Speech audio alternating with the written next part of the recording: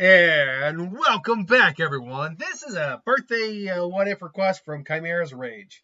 Chimera's Rage had asked, what if Ash had won the Sinnoh League? Now, in terms of the grand arc of the story, him going to then Unova, Kalos, Alola, Galar, the World Championship, it doesn't really matter that much for the grand story. We're talking about what it would have taken for him to win the Sinnoh League.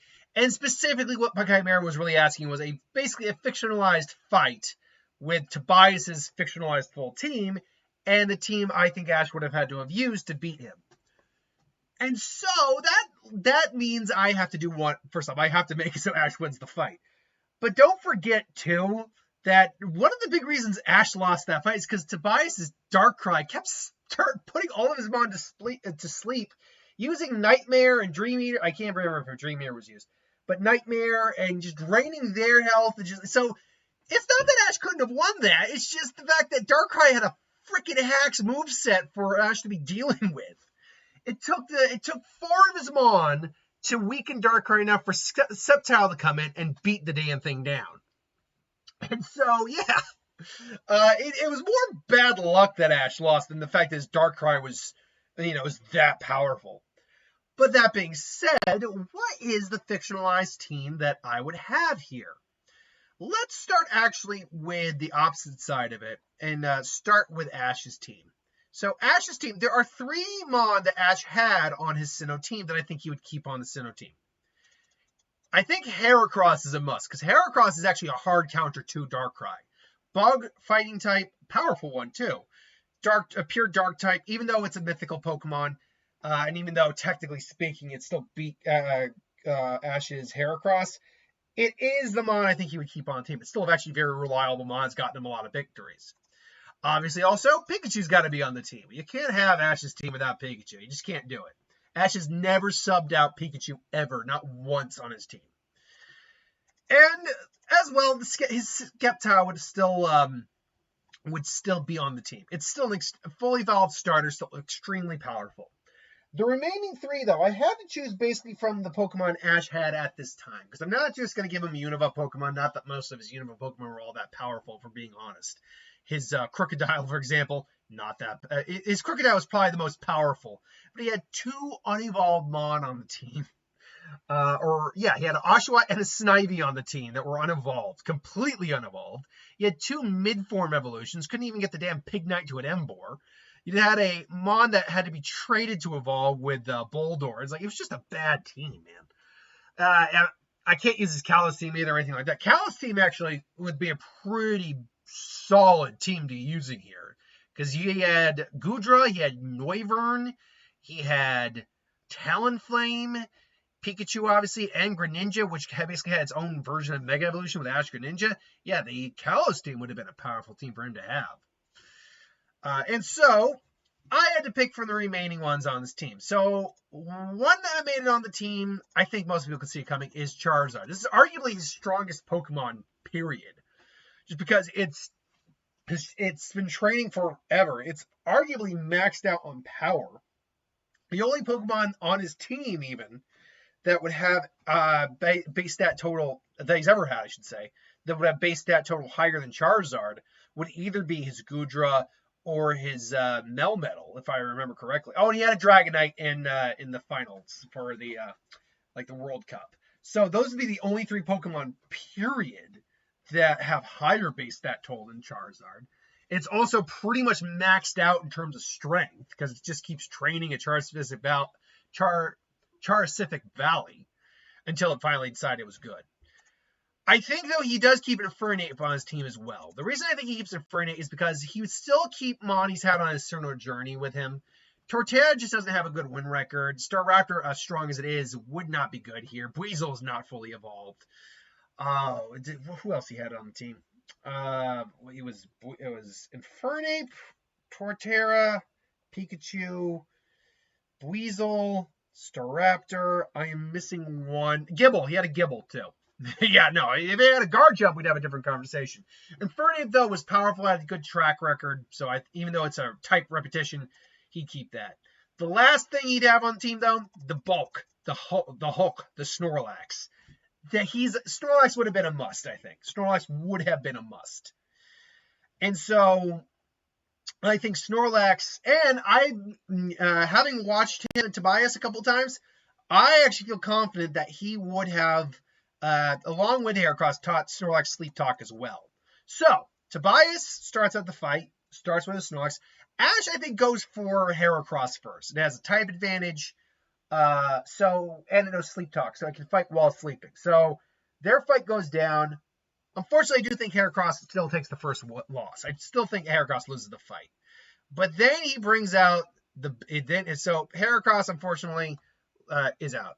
But then he brings out the big guy. He brings out the Snorlax. And unfortunately for Darkrai here, he puts Snorlax to sleep. Again, Ashton Sleep Talk uses either like Elemental Punch or or Hyper Beam or something.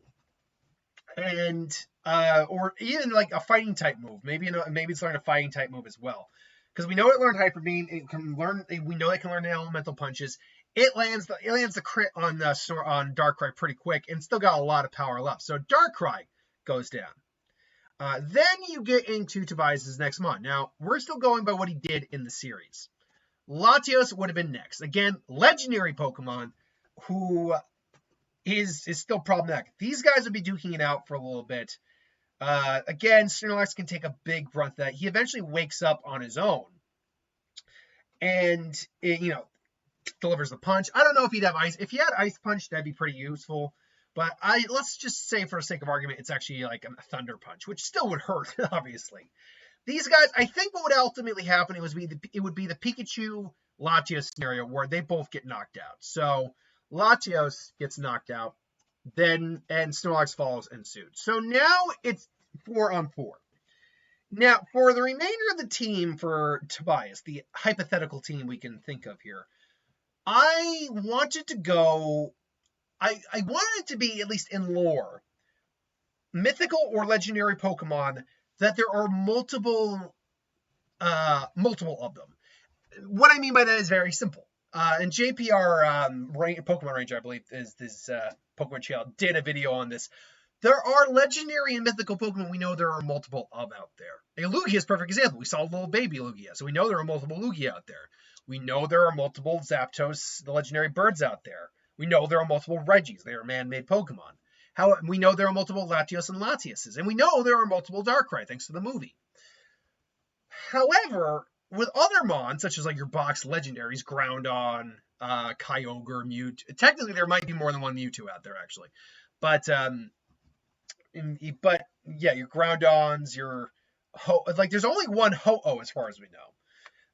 For those that there's only one of, I didn't want to use that because I didn't want, what's the best way to put it? I didn't want to seem like something in that world was really being taken out of the equation. For example, having like either Palkia or Dialga, for example, would be like, how the hell do you have the Pokemon space and time here? Like, that doesn't make any sense. Also, I wanted to, first off, Ash would choose his next Pokemon. I would say it'd be Sceptile here. Or it's Sceptile. I'm calling it Sceptile. Sceptile. I wanted to have at least one Mon on the team that was from the next generation, Generation 5, Unova. Reason for that is that was actually a little bit of a trope in the anime for a while. Togepi showed up in Gen 1, but it was a Gen 2 Pokemon, same with Ho-Oh. Then in Gen 2, we had the appearance of Blaziken. And Blaziken was a Gen 3 Pokemon. In Gen 4, in the Hoenn era, we had Munchlax show up, which is a Gen 4 Pokemon. So there was always hints to the next generation kind of thrown in for a while within each generation of the anime. I don't remember past that though. I do remember Noivern showing up in the Gen 5 anime. I do remember that. I don't remember what Gen 5 Mon, if any, showed up in the Sinnoh anime.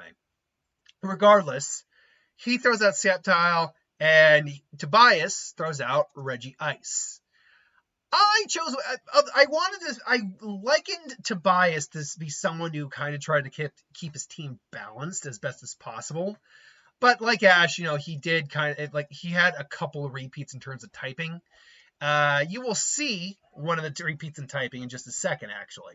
But for right now, he puts out Regice. Now, unfortunately for Sceptile, I keep saying Sceptile, it is Sceptile, but Sceptile, he is going to go down. Yeah, he has no attacks that are going to be able to beat Regice, just none. But then comes Infernape, who's got a strong type advantage, beats the Regice down. So that's all she wrote there. All she wrote on that. Then to counteract that, we have the one type repeat we have here. Because if he had Darkrai on his team, I imagine he had Cresselia on his team. These two, I think it would be a bit more knockdown, drag out a little bit with these guys. I think Cresselia would ultimately take the win, though. This would then bring out Charizard, who is ultimately the stronger of the two between him and Inferno. He's just been trained more, higher level, all that. And I do think he would take down the Cresselia without too much difficulty. This leaves the last two Mon on the team. And I think the first one he throws is actually Heatran. Fire Steel is a good typing. The fire does help mitigate some of the weakness to fire for the steel typing. These guys duke it out, but unfortunately for Heatran, he does ultimately go down. I think his steel typing still gives him an issue. I love Fire Steel, though, as a typing. I want to see like a Fire Steel starter at some point, which I've always said, too. Heatran was always a random legendary. Liked it, but always a random legendary. If you just tweak the stats, this could be a final form of a legendary Pokemon, because it's basically kind of like a frog, more or less, like a bit of a horned frog, maybe like a horned lizard type Pokemon. So you just make a fire frog, fire lizard type Pokemon, scale it back, and you could easily have turned this into a starter Pokemon. That's always been my thought, anyway. So it brings out his last Mon. And what is the Gen 5 Mon that I chose here?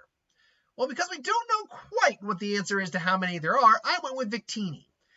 And because it's got its special ability to boost critical hits and all that, they clash, but Charizard goes down pretty hard from some from a psychic attack.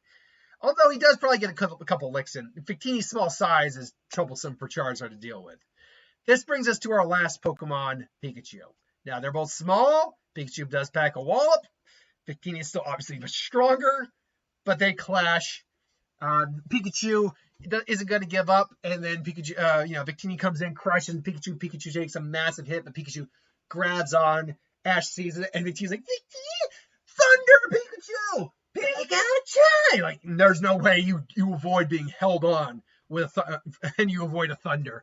Victini takes a huge Thunder. Pikachu's actually fine from his own electricity, more or less. So Pikachu then comes in. He capitalizes, comes in with an Iron Tail, knocks in him, and Victini just passes out. The winner is Ash Ketchum! And then Ash would go to win the Sinnoh League, because this was not the finals, as far as I know. I think this is what, the quarterfinals or the semifinals? Which matchup in the finals was this, now that I think about it? Ash versus Tobias. Ash versus Tobias. What round was that? Let's see here. It was the semifinals. Okay. All right. It was the semifinals. There was one more final match after this. Ash would go on to beat whoever it is and become the Sinnoh champion. Now, there's not much else to say, because the way that the Pokemon anime's Pokemon League works is very different from how the game's Pokemon League works. In the games, the Pokemon League is fight the Elite Four and try to become the champion. In the anime, there's an entire tournament. And in fact, it's not even really well known how you become an Elite Four, what the Elite Four actually do. I mean, I believe they do kind of go around trying to protect the region they're Elite Four in. There's no idea, there's no real knowledge of how you become the champion, how you challenge a champion, because that's how you do it in the game. You challenge the Elite Four, and then you challenge the champion. Does the winner of the Pokemon League maybe get a chance to have a go at the Elite Four and the champion, become the new champion? Is that maybe what happens? That would sound to me the most logical. That's how I've seen some fanfics do it. But yeah, there's no clear-cut answer, unfortunately. With that said, however, weirdly enough, Galar is the one region, Sword and Shield, the one region that actually did it more closely to the anime than anything else, because what was the Pokemon League? It was actually a tournament. You were fighting people to get a chance at the champion. So I'm wondering if maybe in the anime it works a bit more like that. Either way, I don't see him beating Cynthia. At least not as he is at right now. Yeah, he beat Tobias, and obviously we know for a fact Tobias didn't beat Cynthia because she was still champion later on. So who knows? Either way, though, that's my thoughts. What do you think? Do you agree how I would think the fight? I mean, I didn't really go into much detail, but I at least gave you a kind of a breakdown. Do you agree with what I did for Tobias's team, Ash's team? What would you have done differently? Let me know in the comments below. But until then, thanks for watching. Hope you enjoyed. Like, comment, share, and subscribe, and I'll see you next time.